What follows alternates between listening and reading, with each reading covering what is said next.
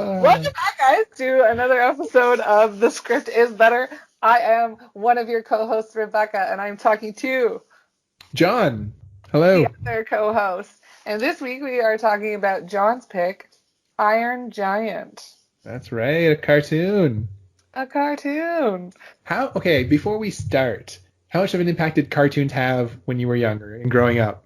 Just as much impact as they do today, and that's huge. I love cartoons. I always had a cartoon bedspread of some sort. I think it started off as Winnie the Pooh, and then it was Pocahontas for most of my young adult life. Mm-hmm. I think I still own that bedspread, and maybe it was still on my bed until I was about 18 or so. I love cartoons. I know all the songs. I would watch them over and over. I recently started buying all of the DVDs of all of my favorites. Obviously, all of the Disney ones, but then also random ones like Brave Little Toaster and The Last Unicorn, and those sort of ones that aren't as popular. Anastasia, so good, Anastasia. I have to add that to the list. I do not have that one. I love that one. It's a good film. Like Fern Gully, like all of those films. Super into them. How about you? Cartoons. I mean, it was impossible to grow up at that point, I think, without loving cartoons. I mean, any kid, all kids these days love cartoons, but I think we were at a very good time for cartoons. Not only do we have the movies, like a golden age of Disney movies with Aladdin, Little Mermaid, Lion King, Beauty and the Beast, such great Disney films and great cartoons in general on film. We had like all of that collection of 80s cartoons, which weren't always the highest quality, but had a formula and had amazing characters like the Transformers, He-Man, all these cartoons. And then the Disney cartoon half-hour shows like Tailspin, Aladdin again, Little Mermaid, like, oh my God, DuckTales. Wow. So good. Yeah, so yeah, good. Darkwing Duck. And Ninja Turtles. Oh my God. Okay, I could go on forever, I think. There's so many more that are coming to mind to me right now too. Even like a little bit after that, like when I guess it's CGI started coming into it, like Beast Wars I used to love as well, and Reboot, like so good. Totally. I thought like having a cartoon being able to evaluate a script, I think is exciting, and I'm really into it. I'm glad that we're doing this. Yeah. So this screenplay, just to give a nod to everyone involved, was written by Tim McCandless and Brad Bird. And then the draft that we are reading is Brent Forrester and Brad Bird, and the story was by Brad Bird, and it was inspired by the book by Ted Hughes. So lots of people involved in the birth of this screenplay, which is probably why it's so good. Spoiler. Okay. I completely agree. I'm going to throw this out there. I think this is my favorite script so far. Okay. I'm not going to necessarily say film because we haven't watched it, but script-wise, this has been, I just think, so solid. This is like, if you want to write a movie, take this template and make your movie this way. But maybe do Steel Giant, since Iron is already Sequel, Steel Giant. Yeah.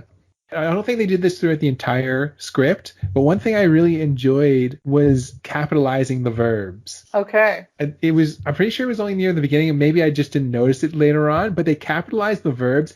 It made the verbs pop a little. It like distinguished them, and it made them feel like if the verb was just like run, I like felt like, oh, he's running, he has to run. Like it gave it more oomph, you know? Yeah, absolutely. In terms of screenwriting, I know everyone has a bunch of different rules that they follow. The one that I tend to stick to the most is that you only capitalize, like obviously characters first introduction, and then also sound effects. And then anytime that there's something that might seem unimportant that you need a focus on, and that's more to like clue the director and the prop people that, ooh, this thing is important, so don't skate over it. So typically you don't see this sort of thing necessarily in a script, but it was amazing. I really enjoyed it as well. It had the same sort of effect for me.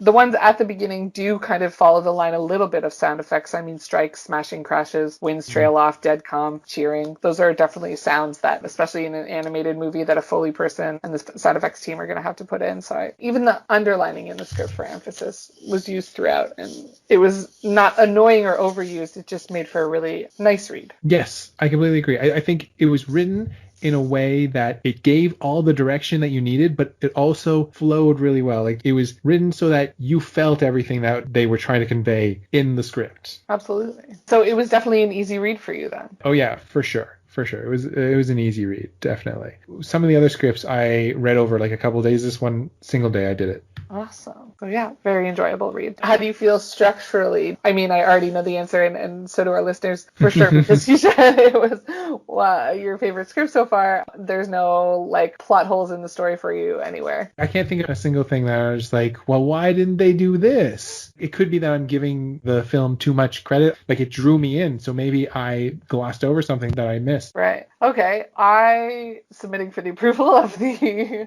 Script to Screen Society. Kent Mansley. Just in terms of him being a bad guy. Right. I feel as if his bad guyness is always in the moments of Hogarth's perception of him. So it's always like Hogarth like turns and looks at him, and then it's like you see this scowl on Kent's face, or he's like lit in a certain way that's creepy, or he's like standing in the wrong place, and it's always how Hogarth is looking at him. But in terms of him being a bad guy, like what are the bad things that he actually does as a character? Really, he's not being taken serious by the people that he works for. They aren't willing to give him the resources that he needs when he's completely right in the fact that there's something weird going on in this town. And he's just trying to do his job, and this little kid is undermining him. Well, to be fair, he's lying. He manipulated his way into their family. Absolutely. He is lying about, he's coming in under false pretenses for sure into that family. So yes, he is a liar. Yeah, and then later on he does kidnap a child. Yep. So does the giant. Yeah, I mean, we could argue that the giant is rescuing the child. Okay. Yeah. But I agree. It could be like I agree that he has good motivations in some ways. Like he wants to prove himself at his job, and he wants to be taken seriously. Yeah. It just blinds him a bit. Yeah. The one thing I'm just thinking of now is that in stuff that I've read, there's that idea that the bad guy always thinks that they're the hero of the story. And in this one, I feel that to be so true. He does think he's the hero of the story, and he does act in somewhat heroic ways at times, like his devotion to his job. I think that is a hero trait. That's a noble trait. Yeah, I wouldn't say heroic. Noble, I would agree. But a hero is someone who steps out of the norm and maybe like goes against orders to do the right thing. You think so? Yeah. A hero always goes against orders? Not necessarily always goes against orders, but a hero is the person who leaves the safety of the normal, like the safety of like the village, just in terms of mythology, the safety of the village, to go out into and face like the chaos of uncertainty and other things. So I think this guy is trying to be by the book, or not necessarily by the book, but he's trying to be accepted by the normal instead of being able to see like the chaos is good in some ways. Interesting, because I feel like by that definition, then a cop could never be a hero. Well, no, not necessarily. For one thing, if we're talking about in film and in stories, we often see cops who are the bad boy cops, right? They're generally the heroes, the ones who like, I'm gonna break the rules a bit, and that's how we need to get shit done. But if we're talking about real life, then like real life is completely different from stories. Okay. Like a real life hero, like he's somebody who like do the right thing, who goes and like, yes, yeah. I'm with you on that. So that's where I'm saying Kent is, like in terms of like doing his job in that way, he shows heroic qualities. Yeah, maybe intentions can play a factor in that though. He's doing his job so that he can get respect, not because he wants to do a good job. You don't think so? No. Okay. Like maybe they never really touch on it for sure. Yeah. I thought that him being under arrest at the end is a plot hole. So that's where bringing that to you on the plot hole question. Gotcha. If there's anything structurally, yeah. I just think that at the end, when he gets put under arrest, I was like, what would his charge be? Would it be for the kidnapping? I don't think so, because I think the general or whoever was in charge of the operation was like would have known about the kidnapping. Right. He was aware of luring the Iron Giant in. Mm-hmm. So I don't think it would have been that. So the line is, as for you, Mansley, you're under arrest, and all that implies, in quotes. And I'm like, what? What did he do wrong? He wasted a lot of resources. Okay. I mean, he didn't do his job well. In this case, they would have actually been researching into what this creature was. Realistically, they wouldn't have just attacked the Iron Giant and set up this operation to destroy it. And maybe, I don't think he should necessarily be under arrest, but he should be fired because he almost definitely wasn't telling them everything that he knew about the Iron Giant, or he just wanted to win, so he would do whatever he could to get that. Right. Was he in any way partly responsible for them almost dying? I don't think so. Didn't he go against order and tell them to fire when they weren't supposed to? The general, he's got the boy hold your fire, and Kent says, it's killed the boy, don't let it get away. And then that's when they begin to fire at the giant. Yeah, he doesn't know that. Kent says that the boy is dead, which puts the boy's life in danger because he's not dead. Yeah. Then he countermanded the general's orders. For one thing, I don't know why anyone would be listening to him. Right. He doesn't have authority over the general, so that's not following the chain of command, but we'll go with it. Yeah, they listen to him and then start to fire, which puts Hogarth's life in danger. Yes, and only escalates everything, which ultimately leads to everyone almost dying. Yes. Okay. So, I guess it's not a plot hole then. He does deserve to be arrested for... Yeah, maybe it would be treason. He's just taking the army for his own needs. Yeah. But I don't think he would suffer much jail time. Who knows? Right. So maybe for me, the fact that was something that had to be looked up, I wonder if the translation to screen, it'll be more obvious. I have something that's not quite a plot hole, but they're always talking about Hogarth's father being dead because of the Korean War, and probably is dead. I think we can all agree that he is dead. They don't have any clear confirmation on it. And then there's just other love interests, and they move on, and everyone seems to be okay with it. I didn't think Dean and the mother hooking up at the end would have been a thing. They didn't have enough screen time together, and there was never any confirmation about the father. I would absolutely agree with you. I'm glad you brought it up. I thought their love story was interesting. It was like there were two single men in her life all of a sudden, and she was just going to choose one of them because three busybodies were like, ooh, she's single, she needs a man. And she was like feeling their pressure and went for the lesser of the two, it seems, even though I love Dean. I don't really understand what a beatnik is necessarily, but I loved him. So I'm excited to see him on screen for sure. And there was one point where she uses the term beatnik against him, and then in the next scene, or maybe within the same scene, she tells Hogarth to tell Dean hi for me. And I was like, why are you speaking ill of somebody who you're somewhat interested in? I mean, I've done that a billion times, so like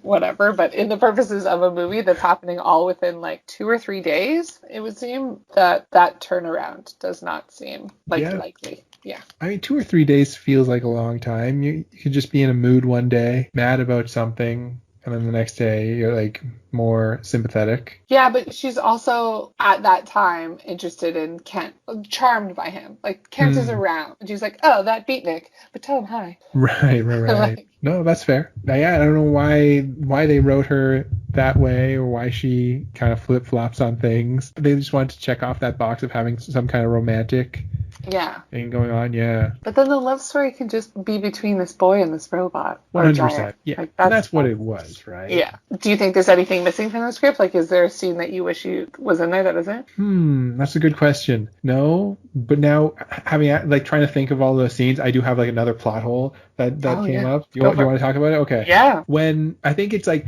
Hogarth finds out that Kent is a government operative and that they're doing experiments, literally looking for the Iron Giant, and then like the next scene, he's gone off to the junkyard and is just playing with the giant. Yeah.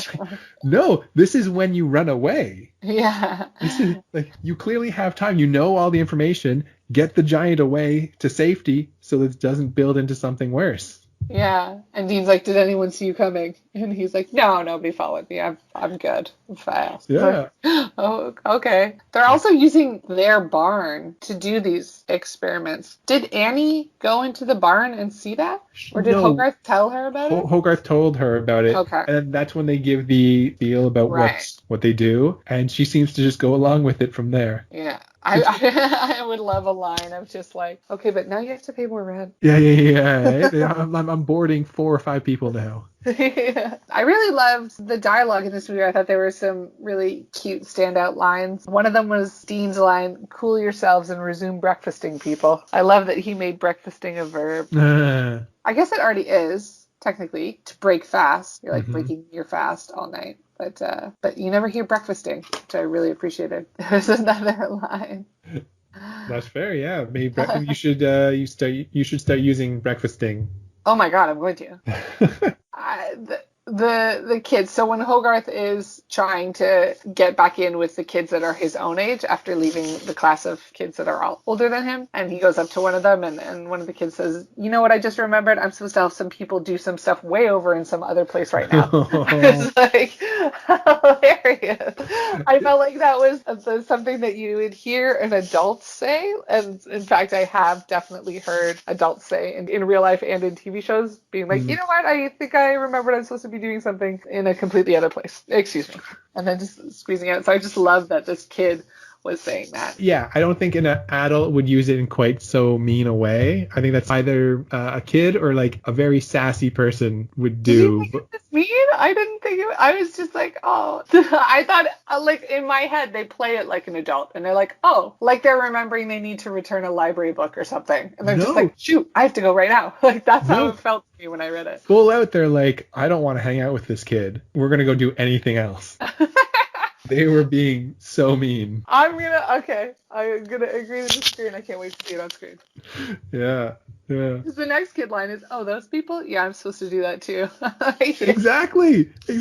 They all just want to get away from him. Yeah, but they end with "nice seeing you, Hogarth." You know, like, why wouldn't they just be like, "You're a loser," which is what kids at that age would kind of normally say. You know, like, I don't want to hang out with you because you suck. But they also only seem to not like Hogarth because he skipped a grade. Yeah. And he didn't have friends now. Yeah. Poor Hogarth. And then the last line that I pointed out that I really liked was Kent. So he says, "God hates me." And then he's trying to light a match and it won't strike. And his next line is, "Damnation." Wow. Yeah. I love it. I love that it wasn't damn, but it was damnation. Yeah. I wasn't sure if that was because it was like damn is a swear word and so you can't say that. So they're doing the whole damnation, but I had just never heard that before and I thought that was lovely. Yeah, that was really fun. And then you get the Iron Giant blocking the rain for a second. Yeah. It's a cute film. Who's your favorite character? I have to give it to Hogarth. He's innocent. He likes to take stray animals home, and he tries really hard to be friends with this giant and come to grips with the concept of death. Yeah.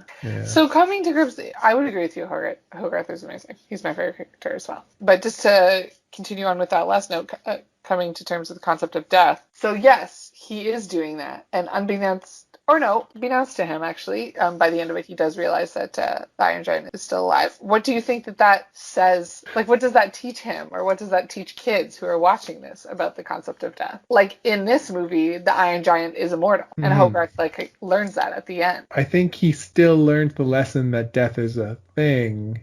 Okay. And that I think maybe that's part of the reason why Dean and his mother got together was because maybe even that. I mean, that's taking away agency from her, but maybe it's to show that Dean's accepting of the fact that death is a thing and that his father is dead and that they can move on. I don't know, maybe. Yeah. I really liked Hogarth too.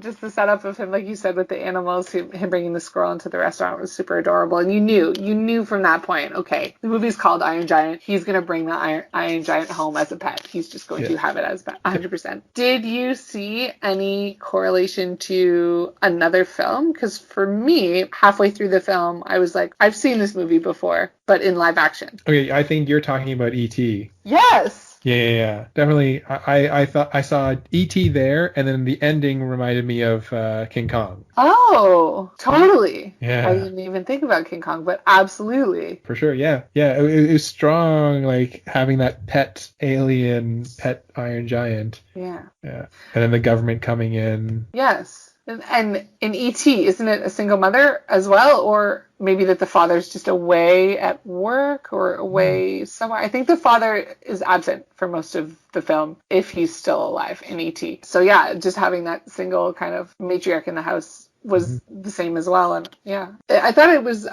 cool because I had seen this movie before it felt when I was reading it, but at the same time, the script still surprised me and it was still engaging and it was still fresh. And I just loved that they were able to take a story that you knew and make it new to you. Yeah, for sure. We haven't talked about it on here, but I think we both know that, and a lot of people know that every story has already been told like 100 times over. So you're definitely going to repeat the same stories in different ways. And this is just a great example of how two versions of the same story can be different and great in their own ways. Yeah. There's one more thing on character I wanted to talk about, and it again is with Hogarth, and it's how mature he is, or maybe it's talking about the writers of the script even. Some of the things that they touch on, like Hogarth and Dean have a conversation about existentialism, which I thought was heavy topics for a kid's film, but also absolutely refreshing and, something that we should possibly see more of in content that's younger. And I felt that they did it in a way that was accessible to children and adults at the same time, so that neither was being alienated and it wasn't necessarily going over either crowd's head. Like, I can't be a child and adult at the same time, so I can't say truthfully I would have understood it the way that I understand it now. But I do think that this would register for all age groups, and I love that was in here, and I thought that these are real conversations that, younger audiences do have, and we just don't include them or represent them as much as we should. And so I love that they did that in this film. And it got me thinking about all of these things, which you don't expect to do after watching, a cartoon. Yeah. Yeah, that's true. I didn't note it myself, but I think I know the scene you're talking about. Is it kind of like they're both talking like in their own kind of language, and they kind of like get closer and closer until they like meet up almost? It's Hogarth wants to know why the giant exists, and Dean is like, I simply want to know why I exist. And they talk about that a little bit, and I just thought that was interesting. When you're younger, you want like the answers to everything, and you're so curious, and you just like want to know, like, but why this and why that and why that? And as you get older, it's like, well, why do I do this and why do I do that, and why is my body this way, and why does this happen to me? And it's all very much inward, and the answer that you're looking for isn't as much out as it was when you were younger. So I think that kind of differential was interesting, and the two kind of relating to each other and seeing that maybe there's method to the madness of how they both think. Right. Yeah. So they're seeing in each other like ways that maybe it's good that Dean will be able to get the answers to himself by looking outwards, and Hogarth might be able to get the answers to why the giant exists by looking inwards, kind of thing. Yeah, I think a lot of they don't. I don't think a lot of cartoons go into existentialism like that, but I do think that they have a lot of adult themes that you don't necessarily notice when you're a child. Oh, for sure. Oh, is there anything else you wanted to touch on? Not really. I'm just excited to watch this film. I had a question. What do you think if they made a sequel? What do you think would happen? I don't think that the movie needs a sequel. I know that the Iron Giant, spoilers, is alive at the end, but I think if they did the movie again, if there was a sequel, I think it would be leaving the planet and going to see where the Iron Giant came and why he was a robot built for war. That's what I think the sequel would be, because I think if they stayed on the planet, it would be the same movie over again. Him helping kid, like getting to know a kid or trying to fit into the world, and them thinking he's a monster in some way. And okay, so that's exactly what I thought as well. So my question to answer, like the reason I was asking that is because I was wondering if he would be accepted now. It's like, now that the general and the army have seen that he's capable of understanding humans and that he's sacrificing himself to save them, would they accept him now? Or was he only accepted in death, and that their basic instinct, humans' basic instinct of things that they don't understand, is always going to be fear? I think even if they still accepted him, the government has to protect the people, and the best way that they can protect the people in this case wouldn't necessarily be to destroy the Iron Giant, but it would almost definitely be at least to dissect is such a hard word, but like at least study the Iron Giant and see what his destructive capabilities are, how they could replicate them and use them themselves, and like find out if that's one thing that didn't get wrapped up. Like one Iron Giant came, there's definitely potential for other Iron Giants to come, so they'd want to study this Iron Giant in case other Iron Giants came. Absolutely. And so I don't think that they would, that I think their acceptance would only go so far, and what they think is acceptance would come with conditions and favors. They would want favors. Yeah. Like favors of, I'm going to study you. Again, a story that you've seen many times, but this one made it real fresh. Yeah, it's true. It's true. So my last note on this was just, man, this script is good. So I'm really looking forward to watching this movie. Yeah, same here. This has got to be my favorite script yet. I wrote as my final note. All right. Well, let's go watch the movie and we'll reconvene. Oh shoot. Okay, yeah. Let's do that. When we get back to when we reconvene, we talked about death. We have to talk about when the deer dies. Oh my gosh. Yes. Yes. Okay. Cool. To be continued. To be continued.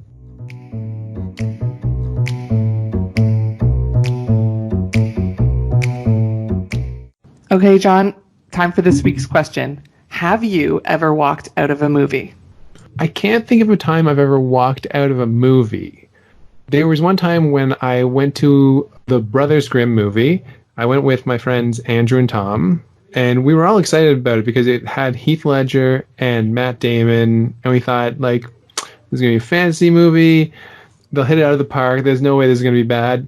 One of the worst movies anyone has ever seen. Like, just so boring, and the humor just wasn't well done, and it just came across so badly in general. I stuck it out to the end. So did Tom, but Andrew, he just couldn't last. And so in the last like 15 minutes, he was just like, I'm out. I'm done. With 15 minutes to spare? Yeah. Well, I mean, if you're going to protest, time doesn't matter, right? 11th hour, he'll protest. All right. I mean, to be fair, there have been plenty of times, I can't name a certain movie or a certain TV show, but there have been plenty of times when I will watch something at home, I'm just like, oh, I'm not going to finish this. Yeah. Yeah. That's a lot easier, though. That doesn't require I'm getting up and I'm not getting my money out of this anymore. I'm leaving and I'm just going to take the loss. Yeah. Yeah. So yeah, Brothers Grimm was the closest I ever came. I've never seen it, but I want to so badly now. Yeah. Maybe you'll get up and leave your room or wherever you are when you're watching it. I just leave the film running until it's end time. Amazing.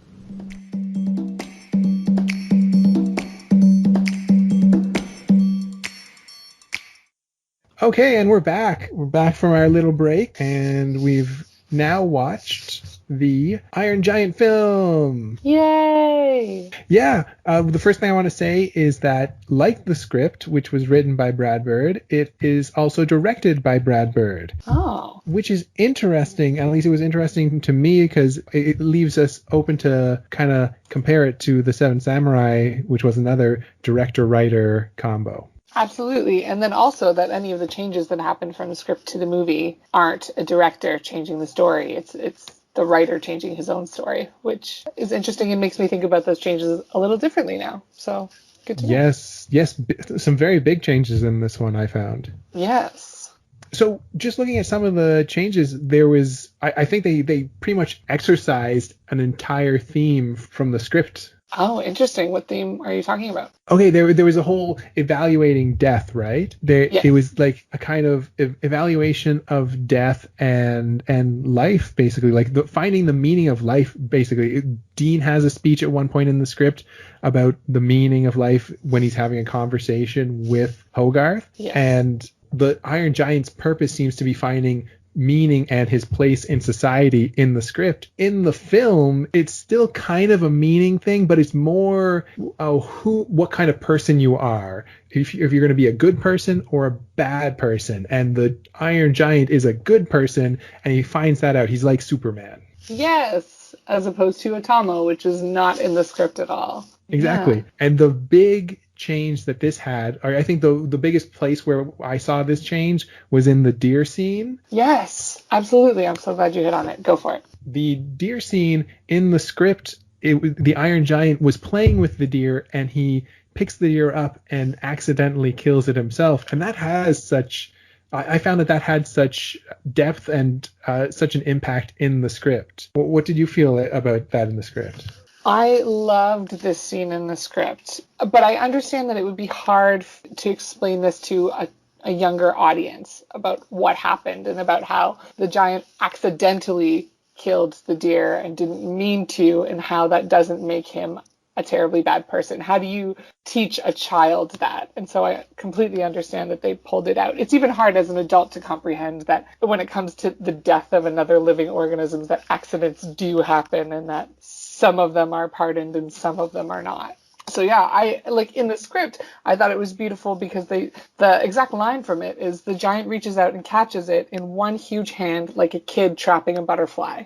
And then when he opens his hand, the deer is dead. And I thought that was a thing that maybe not all of us have done, caught a butterfly, but we've definitely, like trapped a bug or played with worms or things like that when we were younger. And yes, accidentally killed them and felt that like momentary loss and that also strength over another living creature that is smaller than you. So exploring those themes was very interesting on the page. And I was so curious as to how they were going to do it on the screen. And then instead they just like pulled it completely out. Yeah, in the screen, instead of having the Iron Giant accidentally kill the deer, its hunters are just killing animals. They kill the deer, and the Iron Giant comes upon this with Hogarth there, and Hogarth's trying to just has to explain, no, it's gone, and people who do this are bad people. And so I totally agree with you that that's such a hard concept to bring to a film, to explain to a child, to an adult, let alone a child.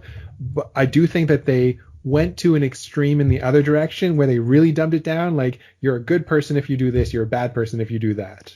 Yes. But like they just didn't want to lose any of the audience in any kind of way. So they erred on the side of safety. And I would agree that it was too far in the other direction. Mm-hmm. So yeah, so to me, those were the kind of big changes. Were there any other changes that you noticed?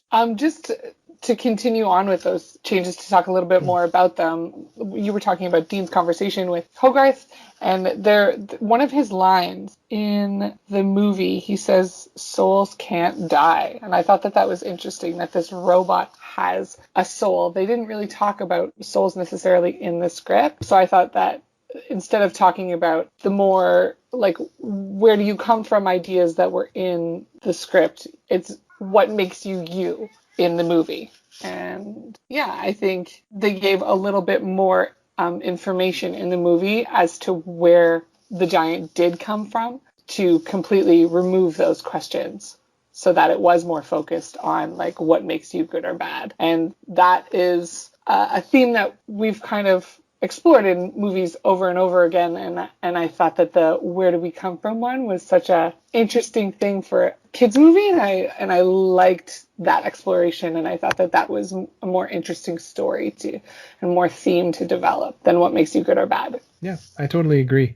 Beyond the theme, I also found the character of Kent. I want to talk a bit about the character of Kent, the government agent who comes here to find monsters. In the script, I think I found him a little more foolish, a character to be like laughed at, but in the movie, I found him more menacing. Yes, 100% I would agree with you. He was foolish. Right off the bat, his introductory scene in the script, he gets out of his car and the government decal on the side of his car is peeling off, and he has to like stick it back on. But that is completely removed from the movie. That doesn't happen ever in it. So he's not introduced as a fool. He's introduced right off the bat as an official government official, and you don't until later realize that he doesn't necessarily have the authority that he presents himself to. Yes, completely. And you do get those moments like when he's interacting with his superiors back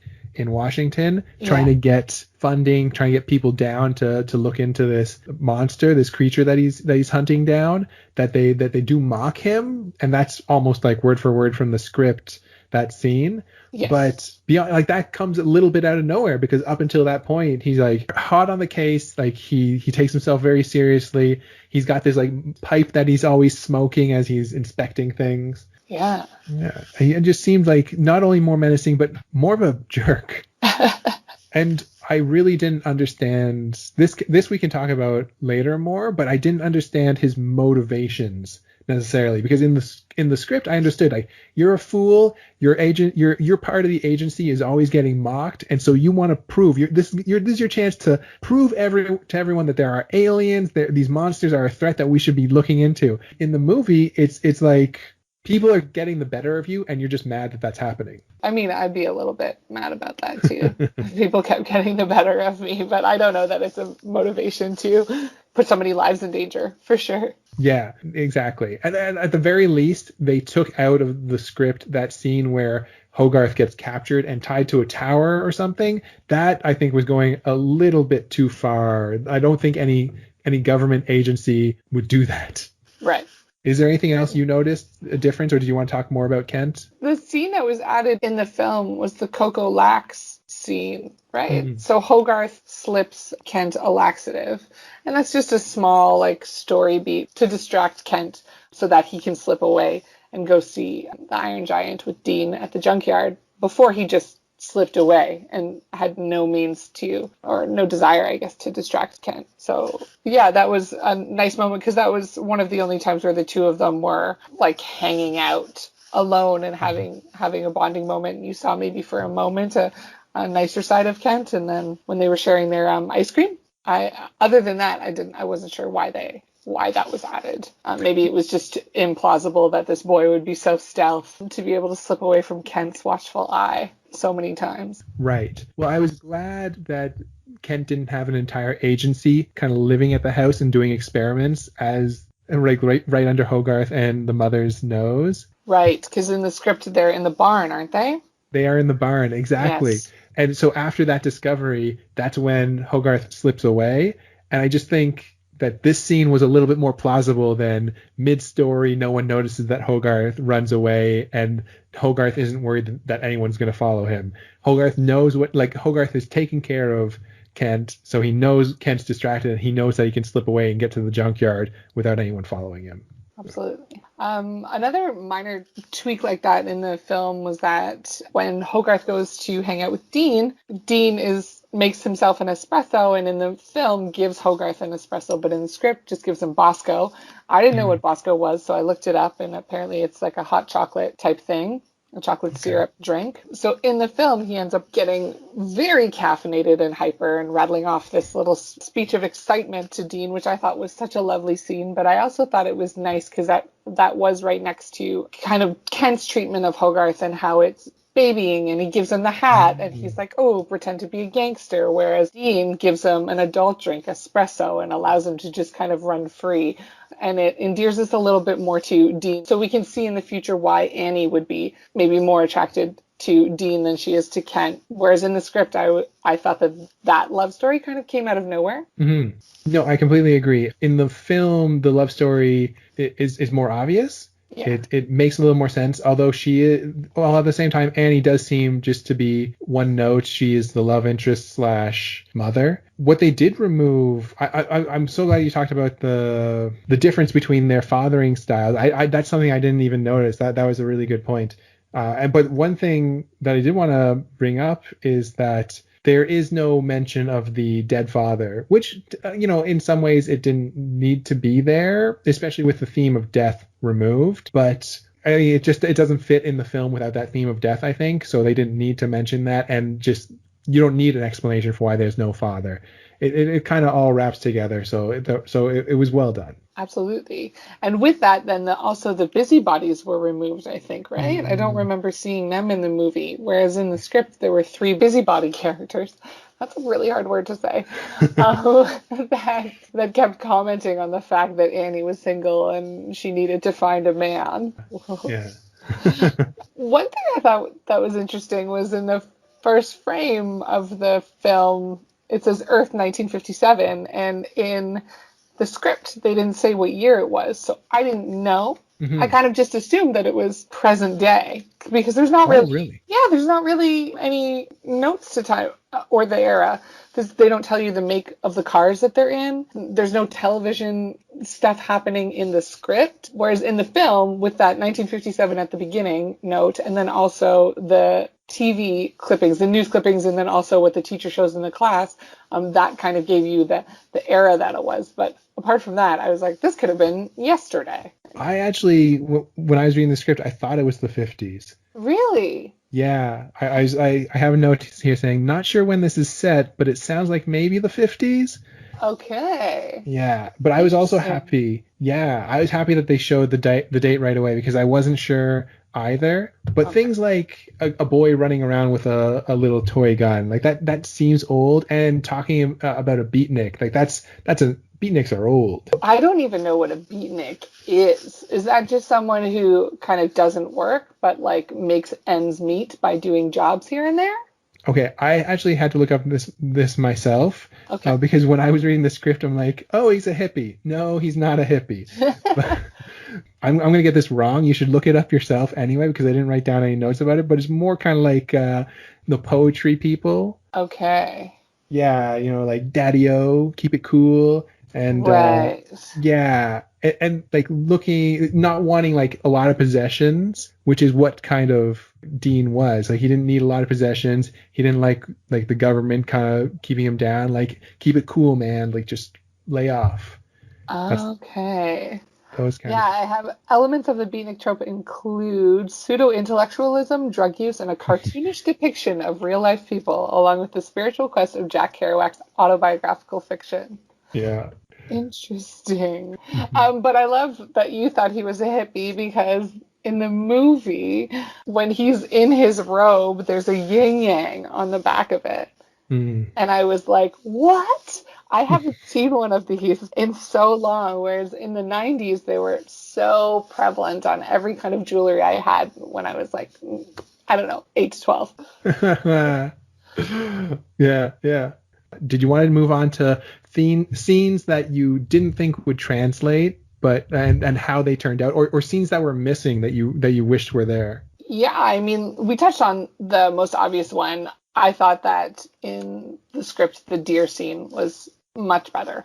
I enjoyed that, and I thought that it was definitely like a intellectually and just morally complex idea to understand, and I thought that that would have been cool to see how they would have brought that out. So I'm sad that I didn't get to see it. And then, so in the script, they don't really answer any questions about where the giant is from, and I also love that. I didn't really want to know any of his backstory, so I didn't put much thought to how that was going to translate to screen. I was happy with it and I accepted it. And then seeing it on screen and seeing that they gave us quite a few hints here and there, I was a little disappointed with that because the mystery behind it was much more intriguing than what I saw. Right. I mean, that's something we kind of discussed about scripts. Like, as soon as you know, like when I'm reading a script, we talked about this in the first episode. I can envision anything I want. I can create this world, like the precinct scene in Rebel Without a Cause. I envisioned a certain precinct scene, but then when I watched the film, they solidify that into their vision. And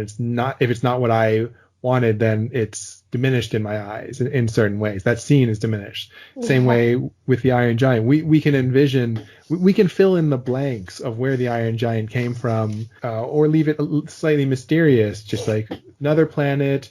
Maybe there was war going on. Maybe it was a friendly place. Who knows? But now they're like kind of hinting at it. They're giving us more solid evidence of where that is, and that maybe diminishes it because it goes against what we thought. Yeah, another planet. And the fact that he can dream was interesting. Mm. Because they showed us this through one of his dreams that then got translated to Dean's TV screen. It got translated to Dean's TV screen? Yeah. Yeah, so Dean saw some of the giant's dreams on his TV. Wow, I don't remember that. Okay. Yeah, which I thought was strange that he was dreaming. I mean, like, just strange that he eats metal and doesn't poop out metal. So, like, suspension of disbelief, whatever. But yeah, he dreams. Okay, that's cool. Yeah, I think the giant was a very interesting character because he starts out kind of like the classic animal character where there's endearment. He's anthropomorphized. He seems human in certain ways, but he's kind of like a dog. Even Yeah. especially like when he separates and you have that hand that's just Yes. walking around. It even has a tail, right? It's wagging Oh, its true. tail. But then as the movie goes on, you kind of find that he grows and you see more of his humanity, especially towards the end. Yeah. So when we were talking about the script, I wasn't sure if Kent was going to be portrayed as a bad guy throughout. And we did touch on that a little bit. He did seem much more menacing because in the script, I didn't understand why he was being arrested. Hmm. In the film, it's so clear why he's being arrested. He sends the general and the troops after the Iron Giant, saying that the giant killed Hogarth when Hogarth is clearly still alive. Seeing that clearly stated on screen, I think they did a much better job with that. Not only that, but in the film, he like takes the phone away from the general and orders them to fire on the Iron Giant's position, which is a nuke sent right at them. Yes. Oh, that was so wow. Sent right at them. And everyone, oddly, is calm about it. They're just like, well, there's nothing we can do, so we're just going to stay here. Yeah. Like Dean, Annie, Hogarth are all just hugging each other in that last moment. And there's no moment of panic of like, maybe we should try to run. No, It's just, no. they set that up earlier in the film, even when they had that school video about that old like Oh, duck and cover. right. Yeah, they were mocking that, and when the nuke's actually coming, and he's like, should we go to a shelter? And then I think Dean says there is no shelter. Right. Or, yeah, or he says it wouldn't do anything. Yeah. Yeah. Or something like that. Yeah. Yeah, a very heavy moment, but I mean, it really gave the robot the chance to prove he was Superman.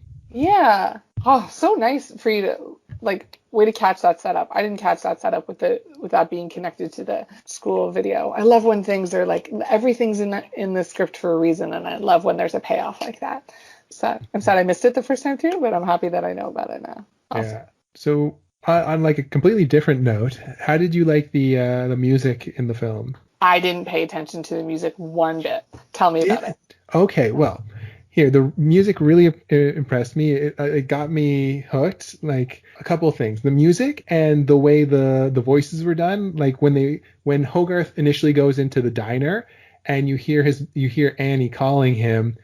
I really felt like the distance between them, like across the crowded room. So I found that really interesting. But the music, and I had to look up the composer.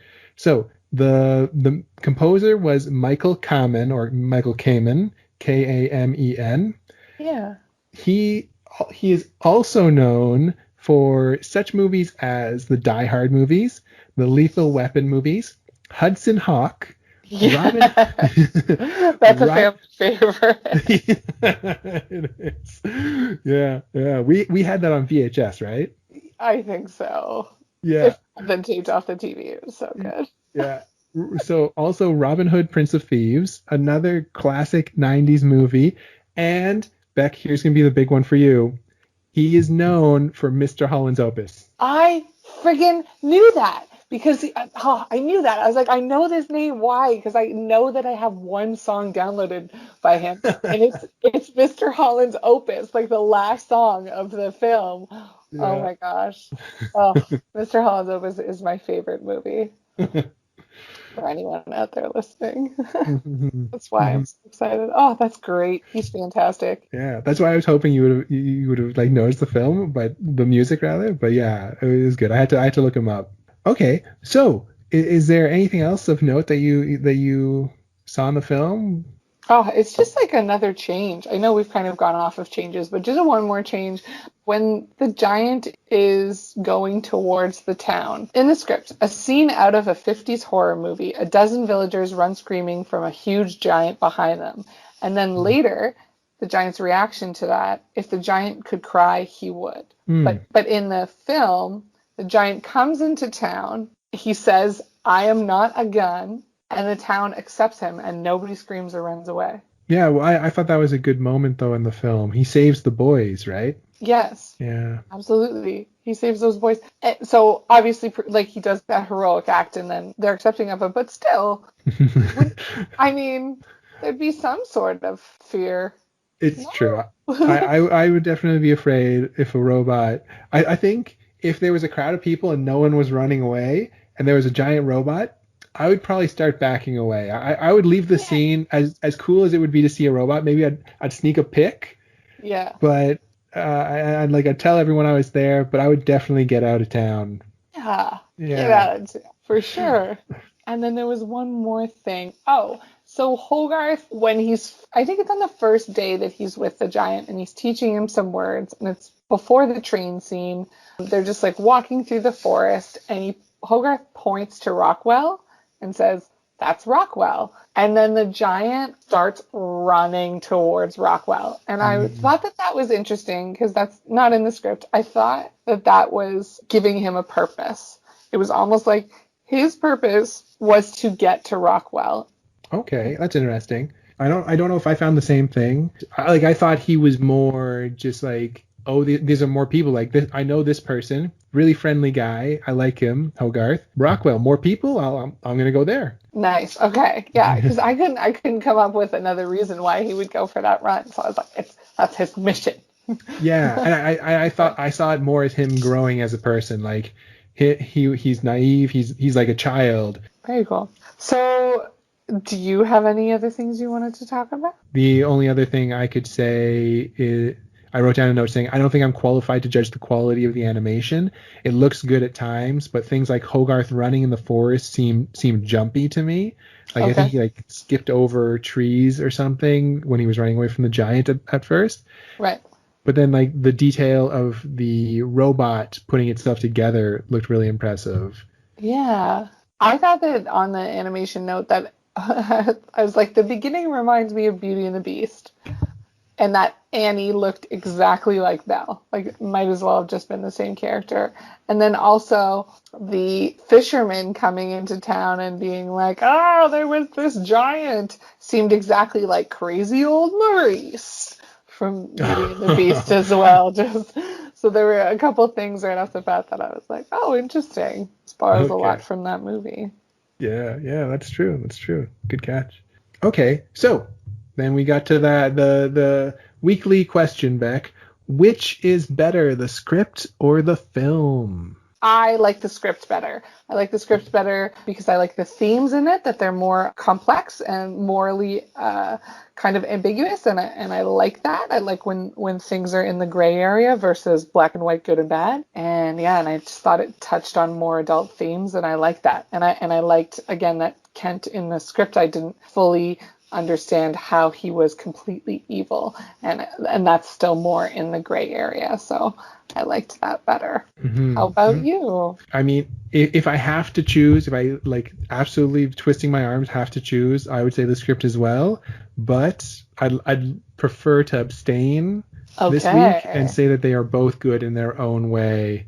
Yeah. They follow different themes and they approach things a little differently, but they were both great. And there is something to be said for, had we watched the movie and then read the script, like maybe my opinion would be like, I don't like that they changed it to the giant killing the deer instead of the hunters killing the deer. You know, this one is, they're both beautiful pieces of storytelling and definitely a hard decision to make. That's true. Okay, so that was The Iron Giant. That was my pick for the week. Now we're we're done for today, but what are we gonna read for next week, Beck? Next week we're gonna tackle Darren Aronofsky's Mother, so that we could do something more recent. I don't know why you're doing this to us, Beck. It's gonna be great. I hope so. I've heard weird things about that movie. Same, which is why I'm so excited. All of this stuff is always weird in a way that makes you uncomfortable, but that you can't take your eyes off the screen. And in this case, I hope the script is the same way. So can't wait to talk about it next week. Okay. Thanks a lot, Beck. Thank you. Bye.